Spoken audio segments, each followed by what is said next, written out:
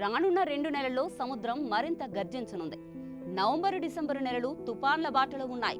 కనీసం 2 పెద్ద తుపాన్లు పుడతాయని వైజాగ్ వెదర్ మ్యాన్ రిపోర్ట్ గతంలోనే హెచ్చరించింది. ఆ తుపాన్ల కన్ను నేరుగా ఒడిశా, ఆంధ్రప్రదేశ్, తమిళనాడు తీరాల వైపు తిరిగే ప్రమాదం ఉందట. ఆ సమయంలో అలలు ఆకాశాన్ని తాకేలా లేస్తాయి, చెట్లు వంగుతాయి, ఇల్లు కంపిస్తాయి, గాలి రౌద్రం రాత్రిని మింగేస్తోంది. ప్రత్యేకంగా నవంబరు నెలలో ఇది పీక్స్ ఉంటుందని అంచనా. అప్పుడు సముద్రం చెలరేగుతుంది, మేఘాలు నల్లగా మాడిపోతాయి, మెరుపుల ఆకాశాన్ని చీల్చేస్తాయి, తీరం తడిసి వణికిపోతుంది. గ్రామాలు అప్రమత్తం కావాలి, ప్రజలు జాగ్రత్త పడాలి. వైజాగ్ వెదర్ మ్యాన్ మాటల్లో ఇదే హెచ్చరిక గతంలో వినిపించింది. సముద్రం తుపాన్ల గర్భం అవుతుందని చెప్పే మాట కూడా ఉంది. ఆ గర్భం నుంచి ఉగ్ర రూపాలు బయలుదేరతాయి. ఇది హెచ్చరిక మాత్రమే కాదు, ఇది అలల గళం, ఇది గాలి అరుపు, ఇది రానున్న తుపాన్ల బాటలో మొదటి సూచన. ఇప్పటికే ఏపీని ఓ తుపాను వేధిస్తోంది. ఆగ్నేయ బంగాళాఖాతంలో కేంద్రీకృతమైన తీవ్ర అల్పపీడనం పశ్చిమ వాయువు దిశగా కదులుతోంది. ఇది మరింత బలపడి వాయుగుండంగా రూపాంతరం చెందే అవకాశం ఉంది. ఆదివారం నాటికి తీవ్ర వాయుగుండంగా, సోమవారం నాటికి పశ్చిమ మధ్య బంగాళాఖాతంలో తుపానుగా బలపడే అవకాశం ఉందని వాతావరణ శాఖ అంచనా వేసింది. ఈ తుపాను తీరం దాటే సమయంలో దీనికి మొంథా అనే పేరు పెట్టనున్నారు. ఇటు బంగాళాఖాతం తుపాన్లకు పుట్టినిల్లు. ఎందుకంటే ఈ సముద్రం వేడిగా ఉంటుంది, పై పొరల్లో ఉష్ణం నిల్వగా ఉంటుంది. వర్షాకాలం తర్వాత కూడా ఈ వేడి తగ్గే ఛాన్సే లేదు.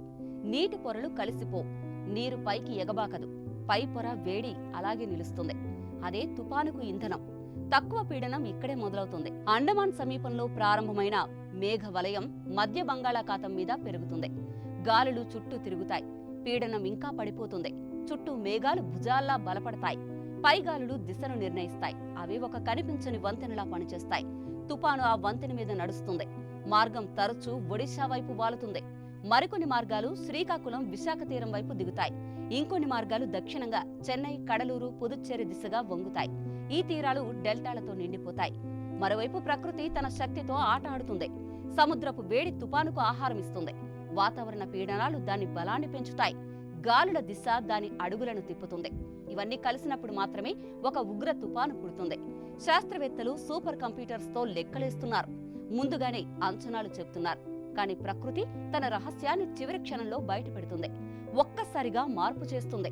అందుకే ప్రతి తుపాను ఒక పాఠం, ఒక గాయం, ఒక జ్ఞాపకం. మనిషి నేర్చుకోవాల్సిన నిజమేంటంటే ప్రకృతి ముందు ఎవరూ పెద్దవారు కాదు.